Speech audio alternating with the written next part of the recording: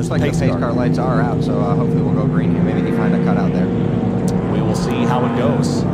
There's a few places to escape after Canada corner. We'll hope that he can find, well, he's just dropping to the rear. Or maybe he'll go hanging down from the front there under the car. Maybe we'll see if he heads for pit lane. Yeah. But with all that out of the way, it's been an exciting weekend here in Grid Life Touring Cup, and we've got one more race to go. Race 4 of the weekend is about to fire off with Tony Marchev and Scott Heckert on the front row. Corvette versus S2000. Green flag. We're racing in Grid Life Touring Cup at Road America. Here we go towards turn 1, and Heckert gets a great launch with that V8 power with Walt Bomb behind him. Then it's Marchev and Tyson on driver's left towards turn 1, Owen. Holy cow, yep, lining it up perfectly. Oh, someone's having a look down the inside. Never mind, side footer of it. I think that was Andy Spendergaard then, right? Is he still in that 212 this time? Yes, he is. And Marchev got a nice run on the outside of Heckert through turn 1 baton into turn 3.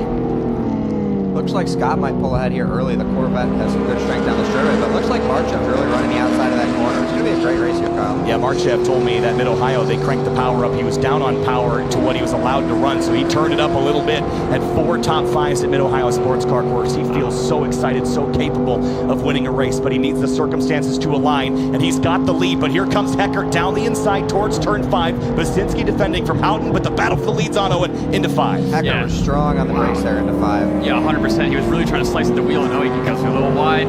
Marchev's going to have a look up the inside of turn 6 and see how it goes around the exit. Whoop, little dust kicked up in the background. We keep them all straight. Marchev and Heckert still side by side. And look at Brian Tyson in the 10 car watching from behind. Heckert's going to pull through to the lead. There's Basinski and Waltbaum door to door baton as we head to turn 8. Yeah, Tyson right now is probably pretty excited. He's got a little bit of room behind him, and he can watch the battle in front of him. This is a great spot for him to be in right now, Kyle. Big lunge. I think that was Andy Spendergaard on James Houghton. Got some overlap there, and we're still side by side for the lead, Owen. Yeah, they're still like gridded up, ready for the pace car to go out. This is amazing racing here between these two. Scott Heckert has won NASCAR races in the Can-Am Pro Series at road courses. He knows how to handle it. Oh. Marchev's off course at the exit of the carousel. He's going to hang on to it. But here comes Tyson to the inside. Tough line here to hold side by side. Too wide to the kink, they touch. Oh, Tyson hangs on to it. Big slide there, but he keeps the car straight and will continue down towards turn 12. Big scary moment, but Heckert's going to clear, and Tyson just drops 3 spots. Yeah, thankfully both of those cars made it out unscathed, too wide through the kink. That looked a little hairy. Dave Basinski looking for the inside of Canada. Eric Till moving up through the world as well there. Matani's on a charge from 18th place. Yeah, as you can see, Kyle, with this invert here, we're still side by side, packed up almost all the way through the field. And like I said, it makes for some great racing here when we stay packed up. James Houghton on the inside of Tyson there. You see a little bit of damage. Tyson's car looks like it's struggling just a touch to get some grip.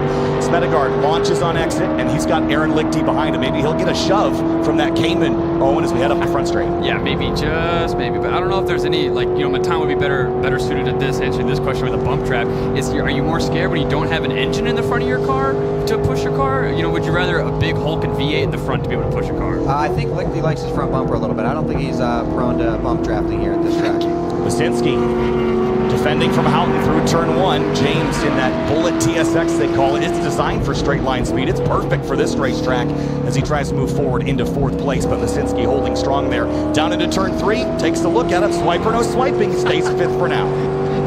Dana is definitely trying to get that car out of his mirrors. I know, I certainly would. I bet it fills the whole thing. James Houghton's last race win was race 4 at Midwest Festival. Prior to that, it was at Lime Rock Park last year. Basinski passed Waltbaum for 3rd place with assistance from Houghton in the 41 baton. Houghton's car really gets up and goes in these straights, so I'm sure Basinski appreciated that little nudge.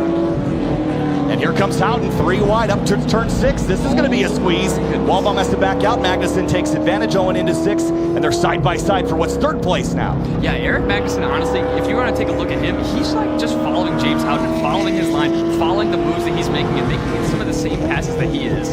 Side by side through 7. That's dicey little brake tap there. Baton can clear that brake pad, knock back into turn 7, and Basinski wrapping the outside through turn 8. Some of the rumbles at this track, Kyle, as you mentioned, are really aggressive, so it's really important to check your brake pedal, make sure the pads are touching the rotors. Definitely something you have to remember as a driver here at this track. Great lunge there by Dana Basinski to clear. Houghton, little wiggle there. They're both off track into the dust in a big way. They're going to be straight and get back on course. Slow it down, big dust cloud, but everyone comes out pointed the right direction.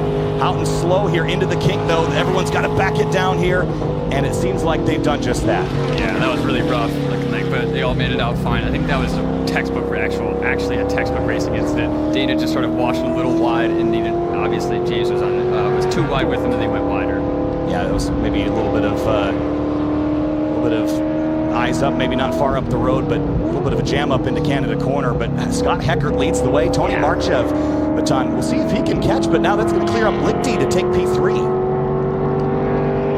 Yeah, if I were Heckert right now, I'd just be real focused, run my laps, nothing risky. If I can run consistent laps the rest of the race, I'd be pretty happy with that. You know, even if Tony's picking them off one by one, you know, it's not likely at this point that he's going to be able to make a really good move with how big of a gap Heckert has. So if he can be consistent, not make any risky moves to go off or dip a tire, that's what I would be doing right now, Kyle. A lot of shifts and shuffles in the running order this time. Eric Cattell into the top 10. Ninth place after the weekend he has had. I will take that. And he's not done yet. Here's Smedegard out on Carlos Mendez into turn 1 behind Cattell as he drops a tire on the curb there on the right.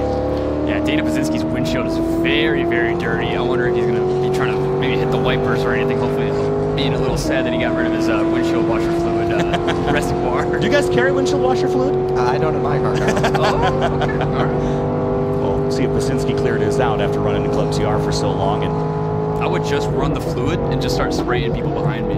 Maybe on the rear window. Oh, see, now we're thinking, Baton. yeah, 7 of Luke McGrew past Pazinski here. Cattell closing up as well. See the front assembly on that 109 is a little bit torqued up. It's going to send Cattell wide onto the rumbles and side by side up towards turn 6. Yeah, seriously, 2 cars that have made ventures into the grass this weekend, but now 2 wide into 6th, keeping it clean. I've been so impressed with Brian Tyson in that 10 car with the pace that he's had. I really think this would be a top 10 run for him here this weekend, but he's doing an exceptional job. And Cattell up to 9th place, and with more potentially on the horizon here. Marchev drops some spots here, Owen, from Heckert, but the battle's still on. Yeah, Kyle, I don't know if we can see it now, but if you see the front wing or splitter of Matt Walbaum, it looks to be fluttering up and down. Might be having a bit of a mechanical there. It's distracting, I'm sure, Matan, to have that sort of situation. But you don't really run a splitter on your car. Well, I don't, but I still have the under tray on my car. But absolutely, if you have anything fluttering on your car, you're trying to figure out, assess, you know, should I continue with this race or not? Sometimes if you have radio, you know, crew on the radio, they can, you know, let you know what's going on if they can see. Whoa, Cattell right out to the edge of the rumbles at the kink, chasing down Luke McGrew in the slipstream. Maybe lost the nose there a bit as Tyson side by side with Matt Walbaum. This is a battle for 5th, Owen. Yep, he's looking down the inside. Never mind, has a better thought. Probably looking for passing zone somewhere else. Andrew Rains, or actually, it should be Andrew Rains moving up forward in the 245 car. Again, we mentioned the Tolos guys swapped cars just at the back of this shot, but it's Walbaum, McGrew, Cattell, and now Tyson and Pazinski side by side. Carlos Mendez in the Condor car, looking for some more spots here to get him into the top 10.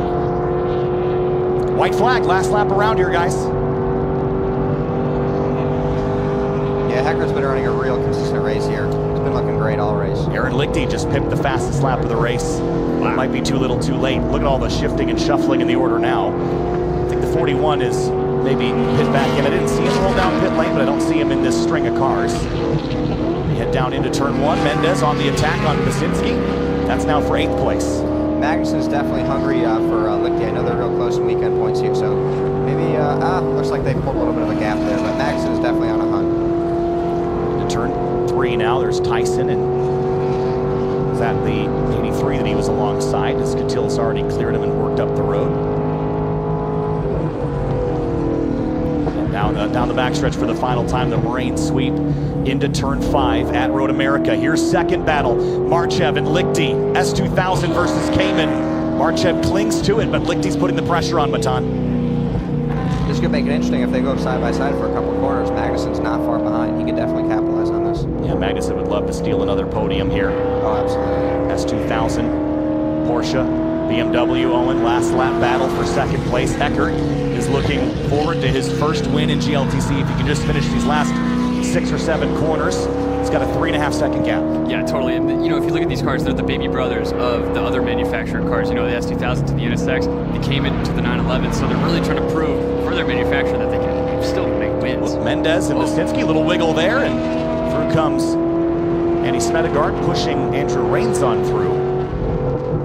Cattell still chasing the 7 of Luke McGrew through the Carousel. And Basinski's got more side-by-side racing than I think he would care to say, as Smedegaard rolls the outside there, keeps the throttle in, and Tyson still tucked in behind in the yellow car. Last time through the kink. Clean through. Canada corner for the front runners. Luke McGrew definitely going to hold out, or Cattell, don't think he's got a chance to get past him. No, Luke's going to power up down that front straight. I think hold on to that. You know, it's funny, I was talking to Luke before this race, and he said this is the only race he was a little bit nervous for. Really? I told him, I said, that's fine, you'll just pass him on the front straight, but it looks like he's a little bit, he didn't take him up on that.